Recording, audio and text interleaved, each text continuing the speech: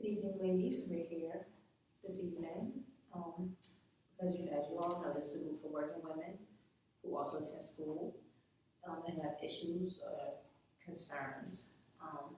Today, we're going to talk about stress and stress management as a major issue because it's something we all face, and it can be really distracting for us or sometimes overbearing.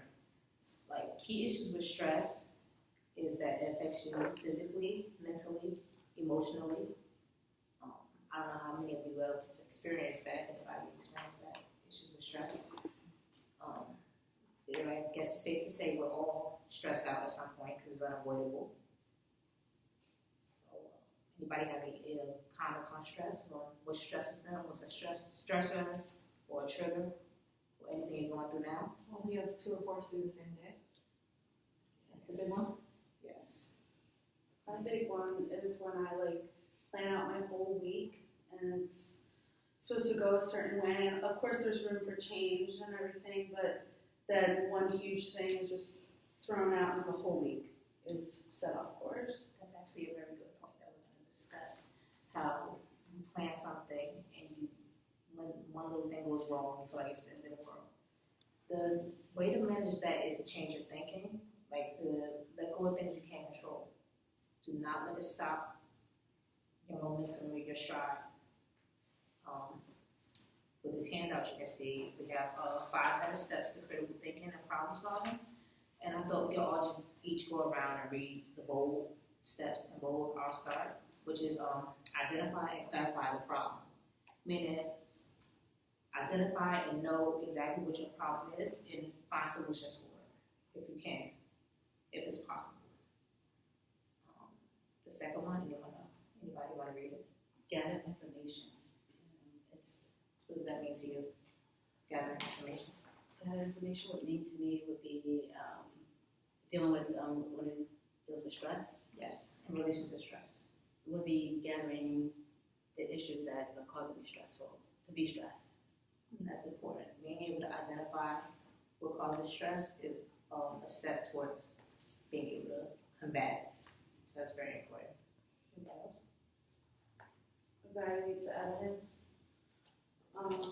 Basically taking the information that you were given and almost prioritize it and how accurate it may be. And it also falls into knowing if it's not important to let it go, being able to let go as well.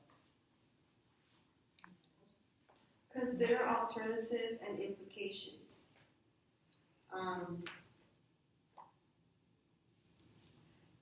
Choosing different ways to address your issue, not sticking to, having a meltdown or an attack, look for ways to manage that or to avoid it.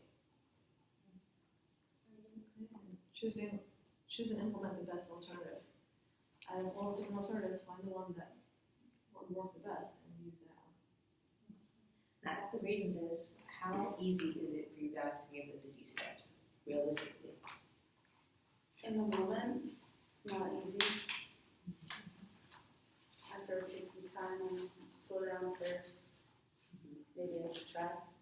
And that'll be step 1 of stress management. Slow down. Consider your options from importance and move on from that point. Also, your second handout. One of the main factors with stress is distorted thinking. Because when you get stressed out, you don't think rational, and your thinking gets distorted. And here we have a couple of styles of distorted thinking, 15. And just take a moment, you guys can read that.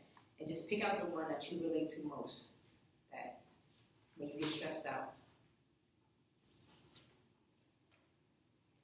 We have filtering, polarized thinking, overgeneralization, mind reading, catastrophizing, personalization, control fallacies, fallacy of fairness, blaming, shoulds, emotional reasoning, fallacy of change, global labeling, being right, and heaven's reward fast.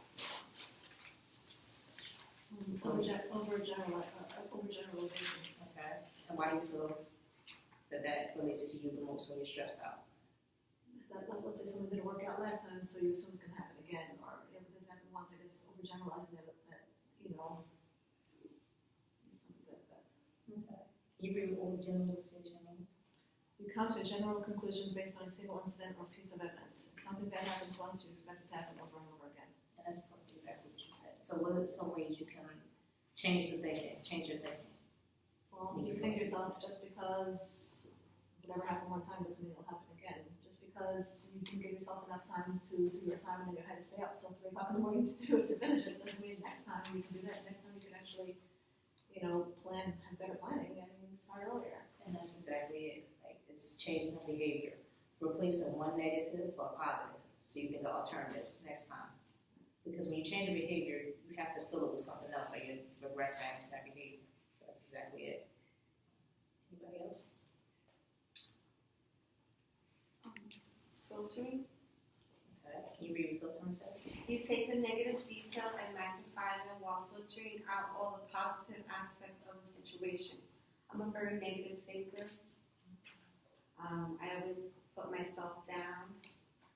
Nothing that I do is ever good enough. I always focus all my energy on the negative things. How do you think you do that? I guess because I'm hard on myself and I'm my worst critic. In that instance as well, you have to be able to accept some things don't turn out the way you want them to. It's not a failure, it's just an alternate route.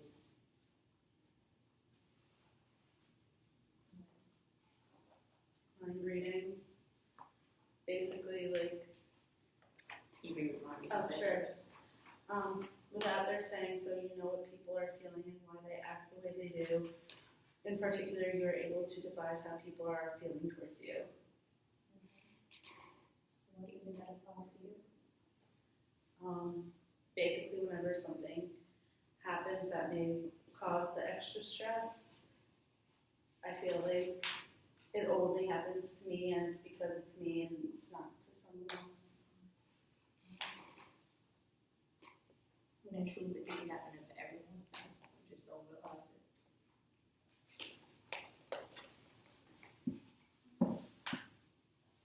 It's okay. It's okay to feel upset. This is something we all do.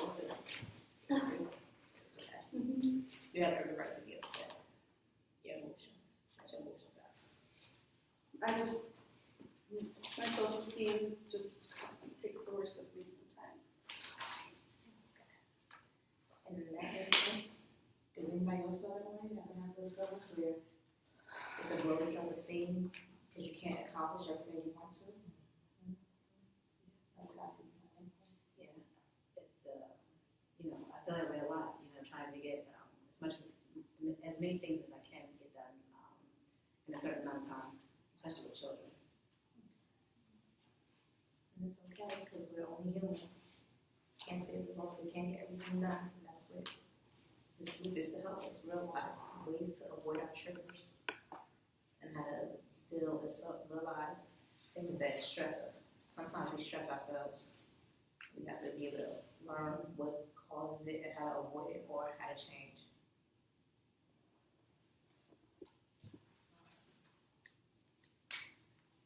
Let's talk about physical effects of stress. Does anybody do you guys see any physical signs of your body changing because of your current situation, your role in school and work?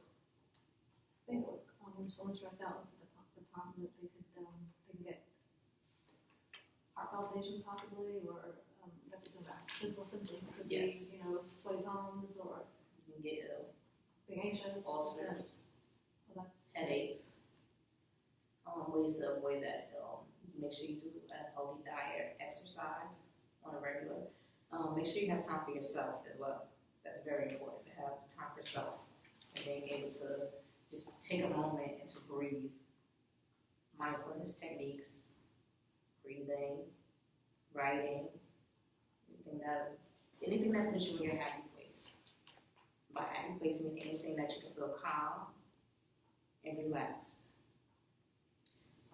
Also here,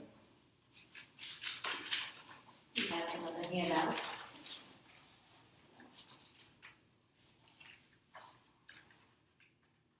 And this one is about emotional wellness. So you guys pass that around to each other.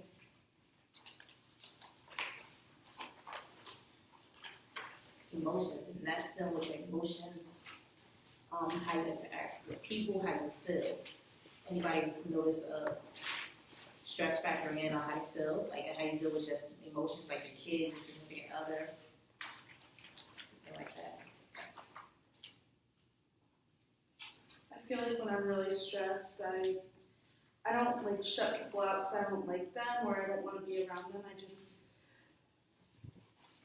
I don't want the opportunity of the slightest stress to overcome, and I just feel like the safest place to do that is to be by myself. So it's sort of like shutting down, but without hurting anybody else, is what you're saying. I'm not necessarily unhappy with being by myself, but I do miss like seeing my friends and stuff. So does anybody have any suggestions to how she can work on that?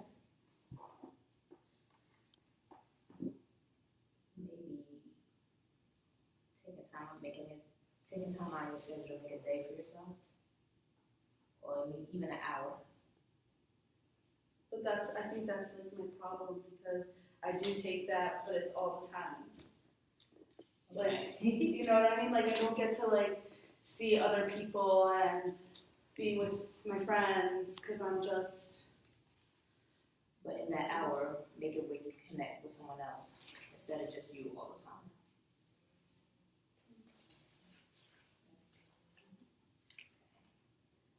And now, if you look on the handout, I gave you emotional wellness. You can choose a statement which relates to you and how you feel. And we talk about and discuss it. Anybody want to go first? Pick a statement that relates to you the most. I feel satisfied with who I am and where I am in my life. How often do you feel satisfied? Do you agree or disagree? On a scale from 1 to 7. 7 being strongly agree. A 5.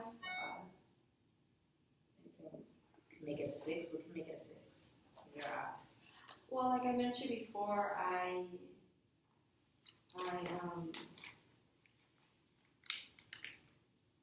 filter things. So, because I'm always thinking negative. So maybe what'll help me make it 6 is learning to be more self-confident. Having more self-confidence in myself and the things that I do. And also you can do that by the peers and people you have around you. Hopefully with this group. Bring out your positives. Like you're very well spoken. That's a positive.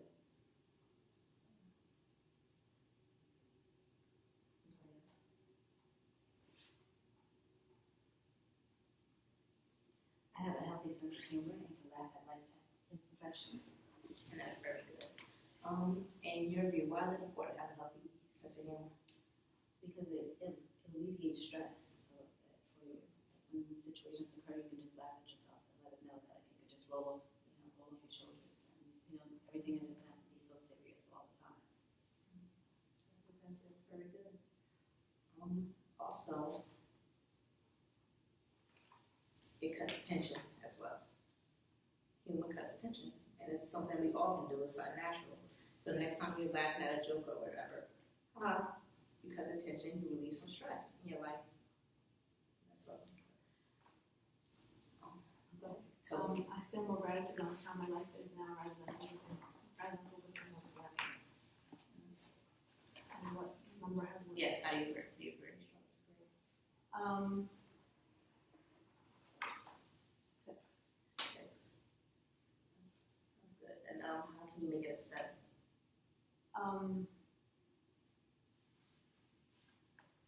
By choosing to look at at what I have instead of what I don't have. The positives as opposed to the negatives. And basically, this is what this exercise was, to make you guys realize that everything is not all bad, and it's the strengths you do have in your life, in your lifestyle. So anytime you ever feel overwhelmed or stressed out, you can just stop, think of this little exercise, or do a little breathing exercise, and can gain composure, basically. Also here, and this is your homework, are causes of stress, the stress puzzle. That you can identify your triggers and realize your triggers. So the next time you see it coming, maybe you can stop, take a pause, and think about it. So, hand that to you guys. As for today, we have issues or comments. Maybe we feel we need to talk about for our next session. No? Well, thank you guys, and that's our week for